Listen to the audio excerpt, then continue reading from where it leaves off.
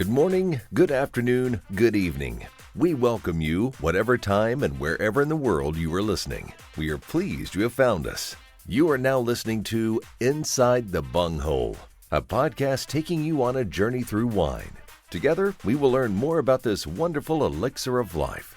So raise your glass to welcome your hosts and partners in wine, Pam and James. You are now inside the bunghole. Well, it's another beautiful afternoon here inside the bunghole. I'm with James and your Maud. Where are we?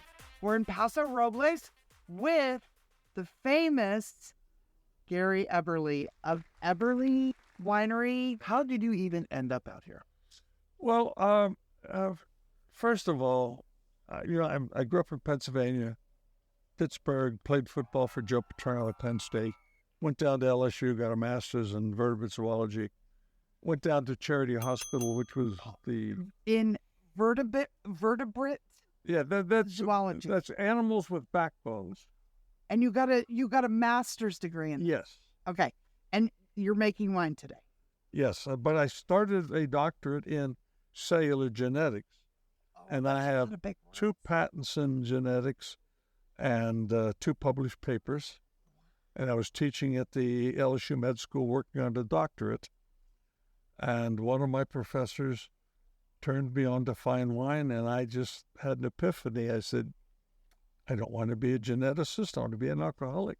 There you go. And I transferred the backbone. I transferred from a doctorate in genetics to a doctorate in at UC Davis in fermentation science. I mean, it was like love at first sip for you. Yeah, it was. It happened so fast. It's almost. I don't want to say it happened, bang with the hit with the ball peen hammer, but it was a very short period of time where I went from, because 1970, 71. I mean, the primary wines that you were drinking were, the premium wines were, Neil Diamond's Cracklin' Rosie, Matus, and Lancers.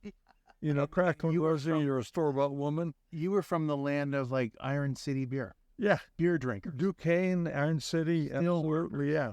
Some good wineries up there now, though. I said, yeah, but there's not. But it's a minute.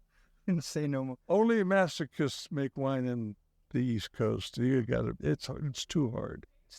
Gary, I want to hear a little bit about one of your mentors. Well, Joe Paterno. There you go, Penn State. Penn State. It's the reason I went to Penn State was Joe Paterno. But the mentor in my industry was Mr. Mondavi. There's not a day I don't channel him. This table sitting out here, this was channeling Mr. Mondavi. He used to sit out there in the afternoons when he could and greet people and talk to people. I tried to be out there every day. I'm 79, almost 80, and I'm here every day, and I love it. I was going to say, do you still love it? Oh, yeah. I've got such great people. My key employees make my life, actually all of my employees, but my key employees particularly, make my life so easy. And I'm the last of the Mohicans. I don't have any kids. I don't have any close relatives at all. And I've set up a trust so that when I pass, my 4 key employees get the winery. Wow, amazing. And my winemaker, who's not related to me in any way, we've tried, Chris Eberle, so he doesn't even have to change the name on the signs or the label. How funny. Yeah. That's so awesome. It really is. How funny. And it's spelled the same way in everything? Yep, everything. Crazy. And we've gone by, we did a 23andMe and a genealogical search, but you can only go by, because of the Germans and World War II, everything ends because all the records were all bombed, burned. And we've somewhere back there, we have to be at least distantly related. When you decided to come to Paso Robles, what was your idea of what varietals you were going to grow here? I came to California to make Cabernet, and that's still my flagship. That's the wine that it's in my glass. But when I went to Davis, I was going in a doctoral program, and I had 4 enologists. Your doctoral committee is 5 people. I had 4 enologists and 1 viticulturist. Well, the viticulturist turned out to be Doc Olmo, who was head of the viticulture department. And at that time, the soil science department and the viticulture department were doing a survey of San Benito, Monterey, San Luis Obispo, Santa Barbara, and the northern part of Ventura County, looking for the next coastal region for growing. Because at this point, it was only like Napa and Sonoma. Yeah, it was Napa. That was it. And they're looking for the next region.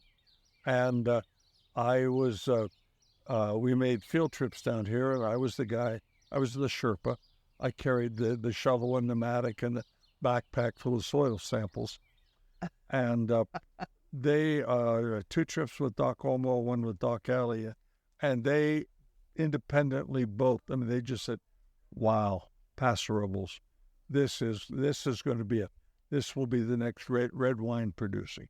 And at that time, it was before the white wine revolution, so everything was red wine. Yes. And I loved the town. I met a lot of the people. And I looked around because I wanted to have my own winery. But when I came to California, I had a 7-year-old Pontiac and a U-Haul full of hand-me-down furniture, maybe $600-700. I didn't have any financial backing. I worked out a deal with a company that wanted to develop a vineyard and winery in Paso Robles. And I took on a position where I was getting part of my salary is cash, and part of my salary, which they doubled as equity. And equity in the land in the other winery. Very cool. Yeah. Okay. Yeah. I mean, I could have made more money right out of my pocket, but they took we made a deal. I took the difference, and they doubled it. Yeah. Because it was equity. And at the time, it was a win-win. They weren't losing. Yeah. Yeah. Oh yeah. They're putting out less cash, and I'm building equity in a winery that I'm producing anyway. But I knew I wanted to have my own winery, and 10 years later, I left. And at that time, I had developed a fair amount of equity, both hard and soft, and it allowed me to build a much smaller winery than what you see. I mean, there was nothing here. I just started up and bought this property for $3,200 an acre, which today is probably somewhere between $60,000 and $80,000 an acre. Was it the right place at the right time? Yes. Was it scary, or you knew there was? My whole life has been, it's like serendipity. Everything, just like Chris, my winemaker. Everything falls into place. Just falls. It's like it, God, because I'm not much for preordination, but it almost seems like my life has been preordained. And I want to say, well, it's because in my life, there's nothing I have ever done that I set out to do that I didn't accomplish. I mean, if I want my own winemaker, or to be my own winemaker in a winery, I did it. Yeah. And it took, it took a lot of hard work, and I had to do a lot of things I didn't really want to do, but it kept me going in the right direction. And you worked. It's the right attitude. Cheers. Can we cheers? That's inspirational. You know what? On that note, let's take a quick break, and we will come back and find out more and find out about your wines. And I know your story is insane, so stick around. We'll be right back. If you want to know more about Inside the Bunghole, join us on all our social media platforms. You can get a revisit and view all the latest posts, giveaways, and information on this podcast. Simply search Inside the Bunghole on Facebook, Twitter, or Instagram. Like, share, and subscribe. Leave a comment. We would love to hear from you. Or you can email us at insidethebunghole@gmail.com. Thanks for tuning in, and visit our website at insidethebunghole.buzzsprout.com, where you can always find our latest podcast and past episodes. Cheers! Thanks for coming back and joining us for more interview with Gary Eberle, who just so graciously poured us some of his Cabernet Sauvignon, the estate wine. This is the wine that brought me to Cal. This is our flagship wine. Okay. Now, Cabernet, and you notice I poured the wine for you, but look at I poured mine. Right. yours is at the bottom of the Paso Robles on the. Yeah. Yeah. These are Yours- really dark. A little bit more than half full. Yeah, but Your that's because life is always. that's because I'm bigger and I can drink faster than you guys. So this is a very dark cab. I mean, it's really. But it's very soft, and they age so well. Boy, Tell me about the award. What is the wine that you're most proud of throughout the years? this one. That's good. The wine that I'm most proud of, and the best wines that I ever made is when I was a winemaker is a Cabernet.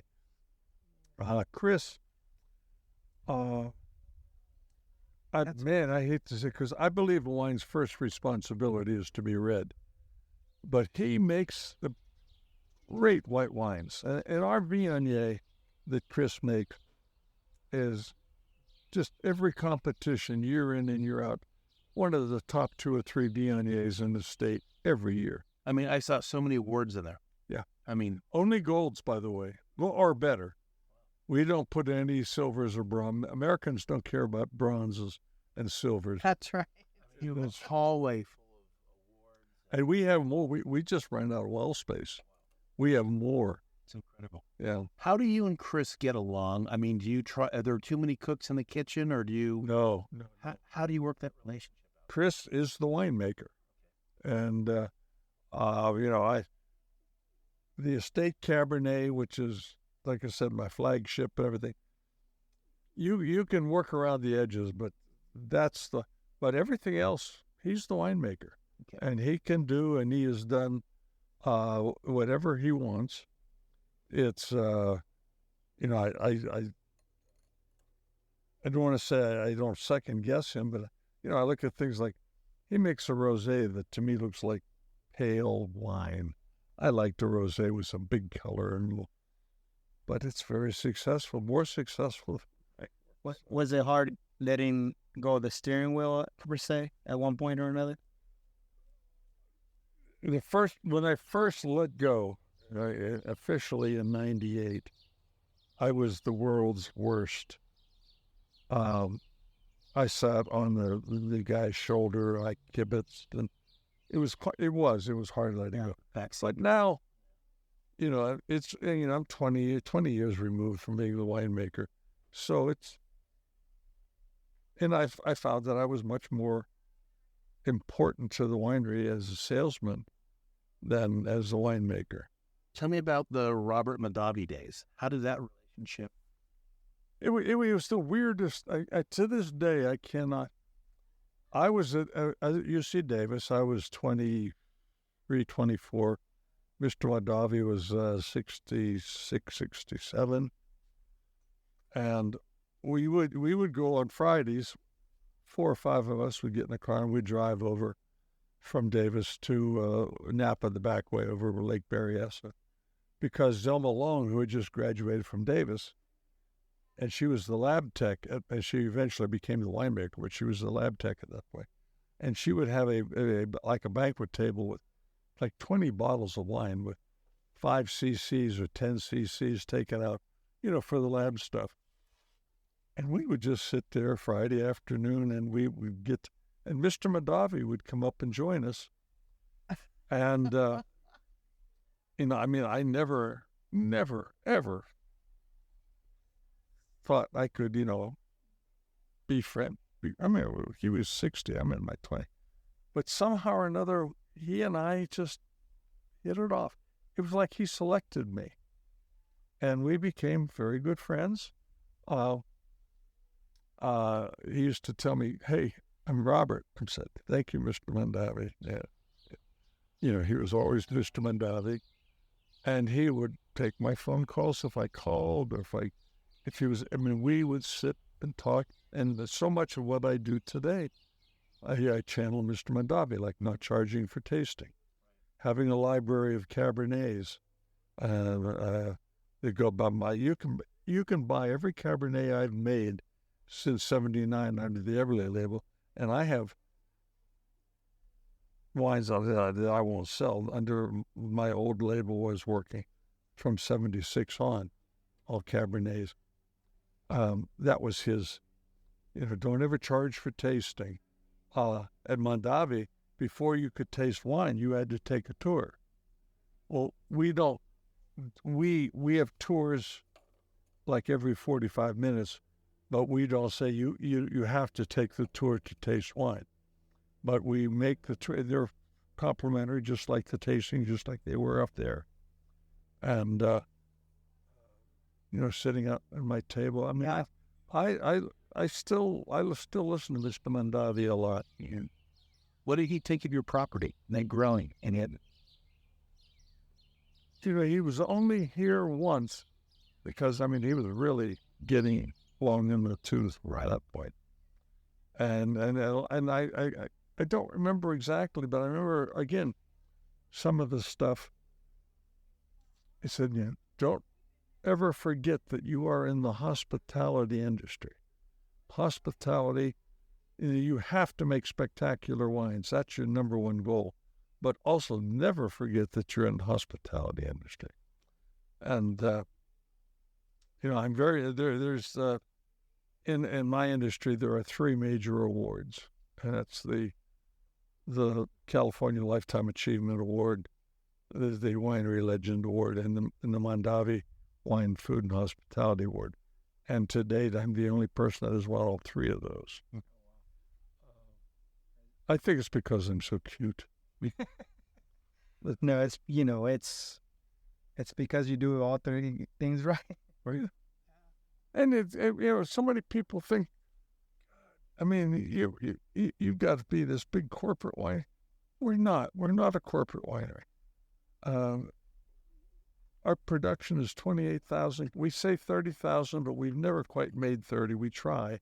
That's our goal.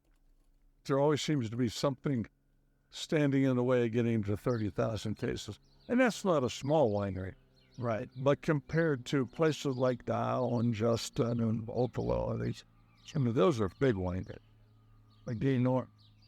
Oh, yeah, well, That's but I'll tell you what, it's the biggest winery, treasure in the States, the old Estrella that I built. That's the largest winery, but... Oh, is that what you were talking about when you said that? Yeah, it's not even open to the public. I mean, they've got a beautiful tasting room. That's the winery. That's the 700 acres I first planted when I came out of Davis. But Lord, and people will talk to me and they'll say, in Paso, who's your biggest competition? And they expect me to say, Lore, or not Lore, but Dow or Justin. No. My biggest competition is J. Lore. And they're making over 1 million cases. And it's every time a winery has gone to that size that I've known, the quality is dropped to a level that they take you out of competition. Yeah, it's like competitively, yes, but not for the love and the art of winemaking. The Lore family are the nicest, from Jerry down through the kids. Man, and their wines, because they don't have one winemaker, they got multiple winemakers. And I'm telling you, dollar for dollar, the best wines, best quality wines coming out of Paso are coming out of Lore. Get out of town. No, I'm dead serious. And it pisses me off because, the bigger you get, the quality goes down. And for almost every winery I know, that's the truth. But for them, it just... How do you think they achieve something like that? Jerry was always so careful about getting quality fruit and quality people. And it really worked. I mean, let's face it, even the idiot winemaker with great fruit can make a pretty damn good bottle of wine. Mm-hmm. But great fruit with a very good winemaker, you can make an excellent bottle of wine. And the Lores have done that, and they've kept their price. I don't want to. They're affordable. They're Yes, very affordable. and I think my Cabernet is still, I think, slightly better than they're they're right there. They got the marketing or something. Because, I mean, Well, they got the placement. They're at Walmart. yeah, maybe. Oh, they're everywhere. But then Jerry's doing because they do their whites up north and their reds down here, but they're like 1.3 million. But you got places like Justin, Opolo, and Dow that are doing 350,000 cases. Uh-huh. And that's a big winery, and it's 13 times my size, and yet these people, and I have no problem competing against those guys. They can charge whatever they want. Every one of them, with rare exceptions, their wines are just average. They're not special. They're just expensive. Yeah. There are people that think if it's expensive, it's better, but Yeah. it's just not the truth. What I've been looking around, there's a lot of logos. This The boar. It's a boar, a wild boar, or what have you. Or Is probably a United States mascot. no, I didn't know. the Penn State mascot's a Nittany lion, which is Okay.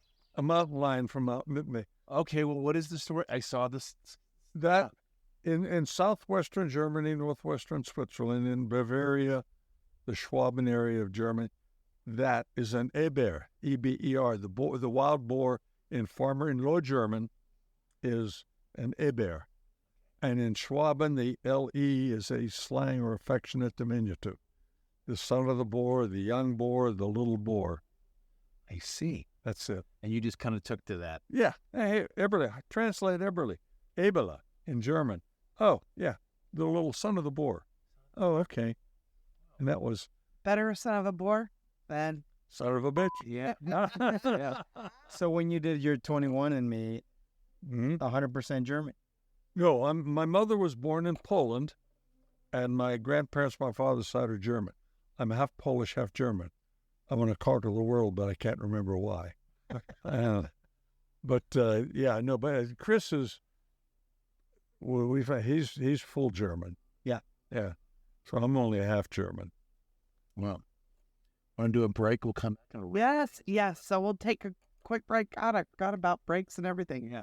Okay, so we're going to take a break, and then we'll come back. We're going to find out how we can get in touch with Eberle Wine, a little bit about your wine club, if you have a wine club, and why people should come out Paso Robles for the only reason. Well, they should all come and sit outside on that table. Yes, sit in the Mondavi-inspired... Well, you're not. I mean, we'll be right back. okay. And then we'll talk about it. Okay. If you want to know more about Inside the Bunghole, join us on all our social media platforms. You can get a revisit and view all the latest posts, giveaways, and information on this podcast. Simply search Inside the Bunghole on Facebook, Twitter, or Instagram. Like, share, and subscribe. Leave a comment. We would love to hear from you. Or you can email us at insidethebunghole@gmail.com. Thanks for tuning in, and visit our website at insidethebunghole.buzzsprout.com, where you can always find our latest podcast and past episodes. Cheers!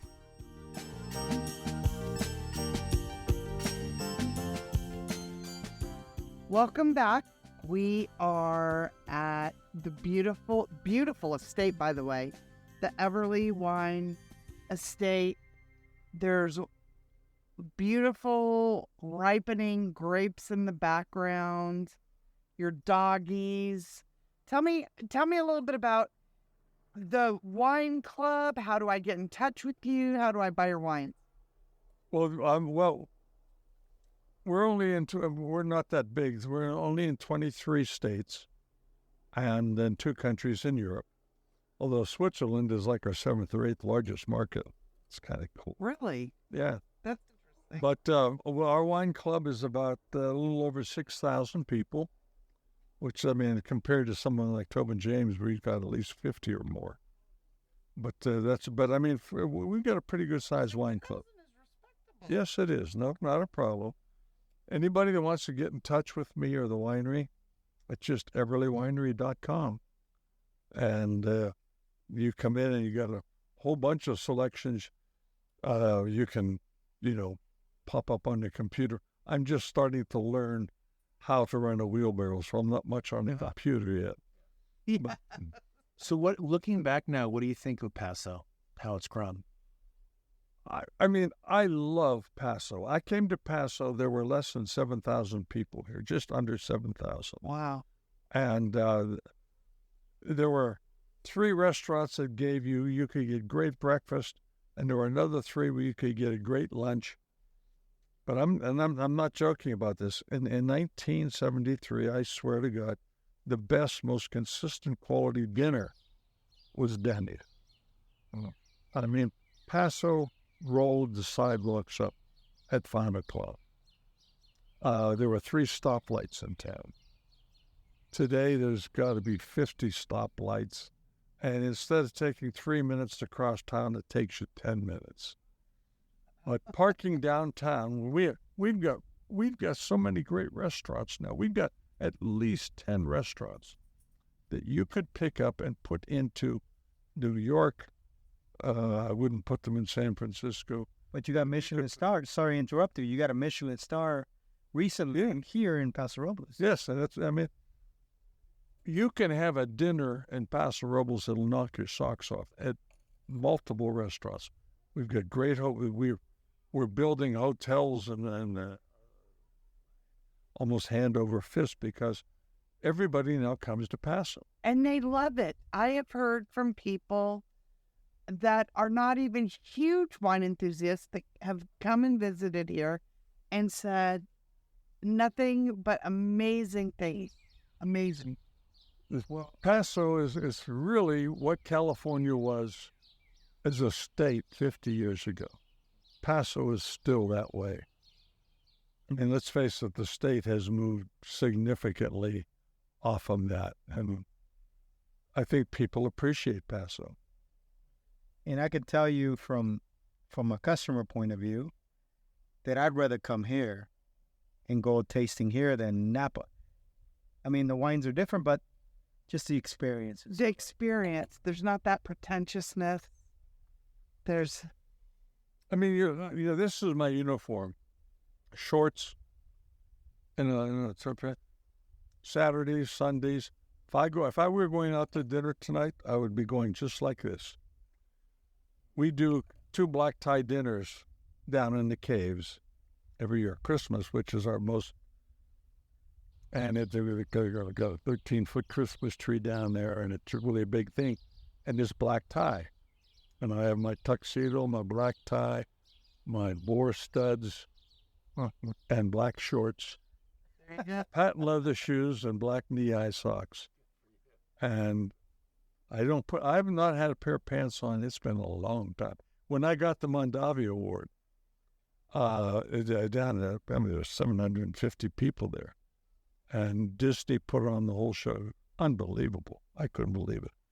But it was black tie, and I was there with my shorts, my black tie, but with my shorts. That's your signature. Paso is casual. Yeah. And you don't have to say Paso Robles or El Paso de Robles. Now it's just Paso. There's only one Paso in California. Oh, that makes it so easy for me.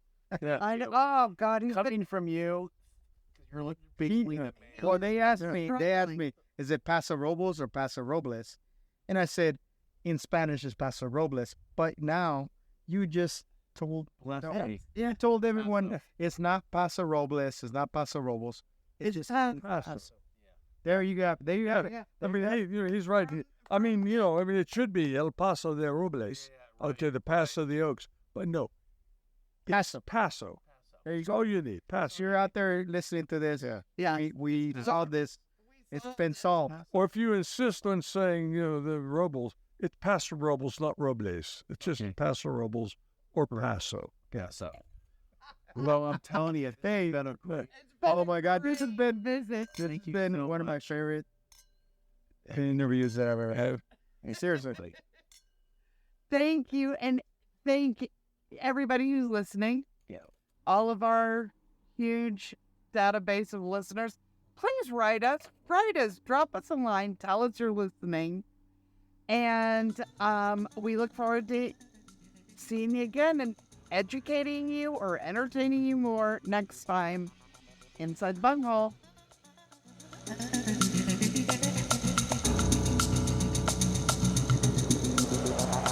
If you want to know more about Inside the Bunghole, join us on all our social media platforms. You can get a revisit and view all the latest posts, giveaways, and information on this podcast. Simply search Inside the Bunghole on Facebook, Twitter, or Instagram. Like, share, and subscribe. Leave a comment. We would love to hear from you. Or you can email us at insidethebunghole@gmail.com. Thanks for tuning in, and visit our website at insidethebunghole.buzzsprout.com, where you can always find our latest podcast and past episodes. Cheers!